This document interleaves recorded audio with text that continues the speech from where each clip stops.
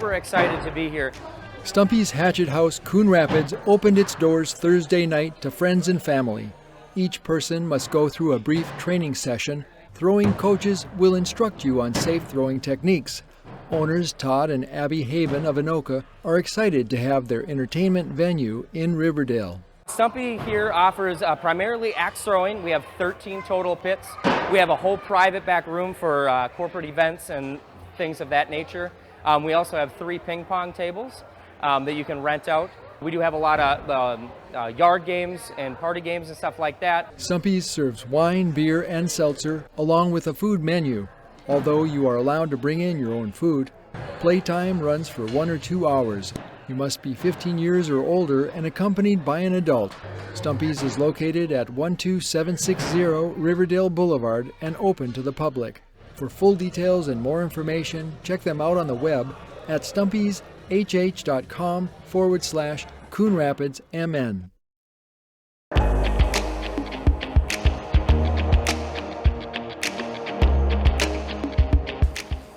I do solemnly swear. I do solemnly swear. That I will support the Constitution of the United States. That I will support the Constitution of the United States. Big changes for the Anoka School Board in the new year. On Monday night, 3 new board members took the oath of office. Linda Hochman, Zach Arco, and Michelle Langenfeld then took their seats and got to work for the organizational meeting. But the 6-member board didn't get far electing leadership for 2024, including a board chair. Each nomination for board chair failed on a split vote. And I will not accept that this is a divided board. This is our first meeting, folks, right? And although this is a little messy, and yeah, you could say we're divided on board chair, that is certainly true and evident. I don't see that we're a 3-by-3 divided board. I won't accept that. I think we can collaborate. I know we can collaborate. The school board will continue to attempt votes on a chair and other officer positions at each subsequent public board meeting this year. Until then, returning school board members Jeff Simon and Matt Audette will equally share responsibility to advise the preparation of all school board meeting agendas.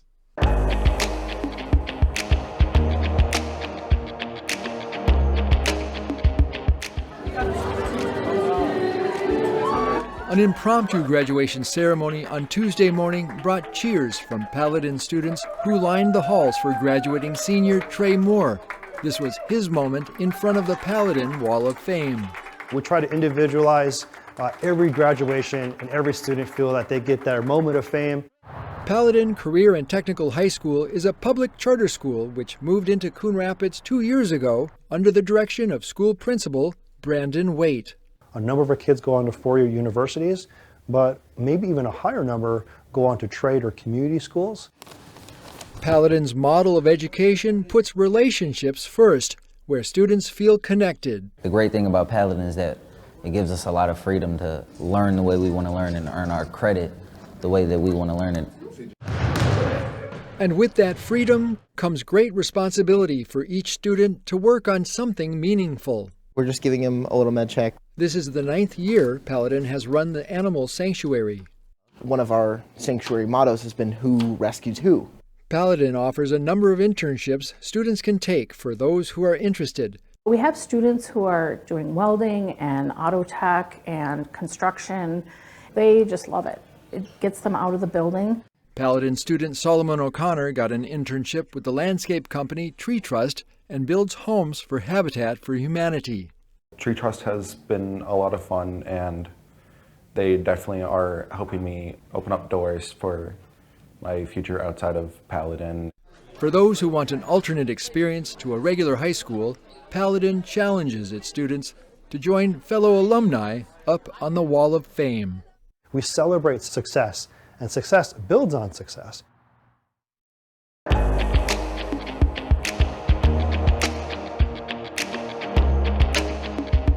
Here's a quick recap of the Tuesday, January 2nd City Council meeting.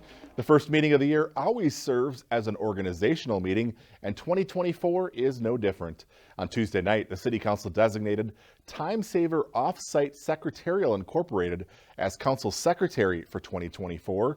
designated the Anoka County Union Herald as the official newspaper for legal notices, and designated U.S. Bank as the official depository. The council also approved various board, commission, and council appointments for the new year. The city has reached a labor agreement with another one of its unions. The new 2-year deal approved Tuesday night will give firefighters a 3.5% cost of living adjustment this year and again in 2025. Juneteenth was also added to the contract as an official holiday. Speaking of the fire department, firefighters are ringing in the new year in some new digs. Department staff began the move to the new Fire Station 3 this week, which is located across the street from Anoka Ramsey Community College. On Wednesday, staff held a special flag-raising ceremony at the new station to mark the occasion. Work still continues at the site and should be finished later this year.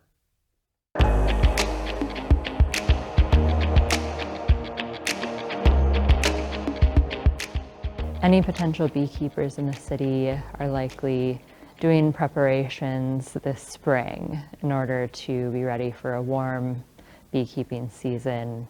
Last summer, the city of Coon Rapids completed a 2-year study on honeybees and what it takes to keep them. That led the city council to adopt a beekeeping ordinance in November. I think beekeeping will be a good addition to the city of Coon Rapids, and we are committed to making sure that this is rolled out in an organized and safe way for all of our residents. Many pollinators, like bees, are in danger. Allowing beekeeping in the city is a way to support honeybees so they continue to pollinate and produce the plants and foods we depend on. Olivia Doro-Hovland and the Community Development Team will open the permit process later this month on the city's website.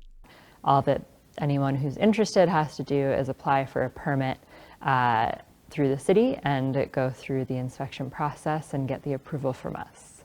There will be a one-time fee of $115 for residents to get started, and a key requirement will be proof of beekeeping coursework, which can be taken in person or online. The University of Minnesota Bee Lab has a great course, as does, I believe, the University of Pennsylvania. And there will be setback requirements as well. If any hive is located closer than 25 feet to any property line, the beekeeper has to erect a flyway barrier to make sure that the bees are being dispersed above head level and won't interfere with any neighbors or people walking by. The ordinance aims to keep beekeeping safe for all residents. Beekeeping has been a success in many cities around the metro area, and we're excited to be the next one.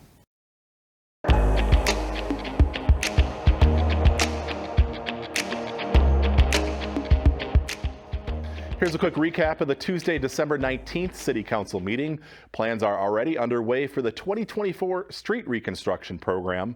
Next summer, nearly 3 miles of city streets will be reconstructed off 99th Avenue in the Woodcrest neighborhood. Additional roads will be done near the post office. Property owners impacted will be assessed a portion of the reconstruction cost. A public hearing on the proposed assessments will take place on February 20th. The city is about to get its first roundabout. On Tuesday night, the City Council approved a joint powers agreement with both Anoka County and the City of Fridley for the project. Next summer, a single-lane roundabout will be constructed on 85th Avenue at Evergreen Boulevard, which is by the entrance to the Springbrook Nature Center. Pedestrian crosswalks and sidewalk connections are also included in the project. Coon Rapids police officers have a new labor agreement with the city. This week, the City Council approved the new 2-year deal, which covers 2024 and 2025. In addition to a 3.5% cost of living adjustment both years, market rate wage adjustments are included to keep Coon Rapids competitive in attracting and retaining officers. I, Adam Jacobson, do solemnly swear that I will support the Constitution of the United States. that I will support the Constitution of the United States. And the Constitution. 2 promotions in the police department to tell you about. Adam Jacobson was recently promoted to Deputy Chief.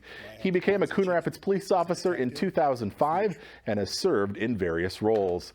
Dan Durrett is the newest sergeant in the department. He was hired as a Coon Rapids patrol officer in 2015. Congratulations to both men. And that's a quick recap of the Tuesday, December 19th City Council meeting. As always, you can find the full meetings on cable or the CTN Coon Rapids YouTube channel.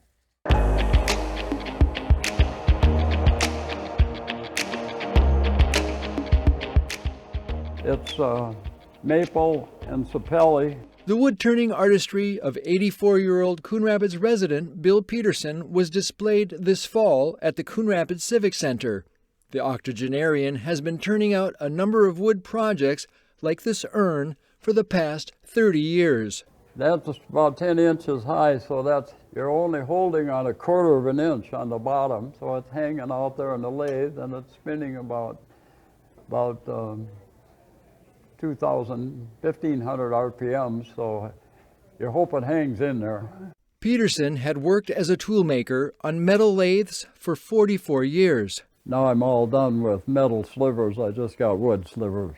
He uses exotic hardwoods from around the world. This is zebra wood, this is sapelli, this is mahogany. Some of his bowls come from a single piece of wood, but many are assembled from a number of segments of wood, which requires some math to turn out right. So we will cut each one on one side, that will be 15 degrees. It figures out 30 degrees if you divide 12 into 360. The segmented rings are then glued together and must dry before putting them on a lathe. But it's very time consuming. You have to watch the glue dry a lot. Today, Peterson's turning a Peruvian rosewood bowl. Bill doesn't think about the time he spends on each project. Rather, the 61 years of marriage he had with his wife Jeanette, who passed away in May. She was his final inspector. I was always happy if she said, "This one's mine," because that was a perfect one. We turn it up to fast RPM. Though he doesn't work on his projects every day, Bill spends as much time as he can in his shop. I just have fun and go out there and enjoy it, having fun.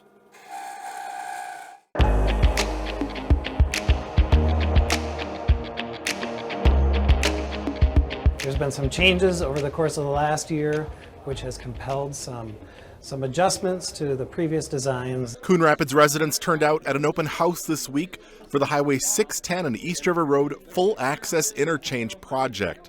On the same day as the open house, MnDOT approved the new layout. The changes involved the southern area of the project. The current eastbound 610 off-ramp to East River Road would be moved south of Kingdom Hall. Our southwest quadrant of East River Road and 610 now has more of a button hook, what we call button hook configuration, and it pushes those access ramps and loops further to the south from what they were shown and where the existing off-ramp exists today. The change will create the proper acceleration space for traffic using the new ramp to get onto eastbound 610. The design for what's been referred to as the Northeast Loop, the new ramp from westbound 610 to East River Road, remains the same. The $40 million project still needs to secure state and federal funding before construction can begin. Noise and environmental studies will continue through the winter. The goal is to have a complete set of plans for the project by the end of 2024. To learn more, log on to coonrapidsmn.gov/610proposal.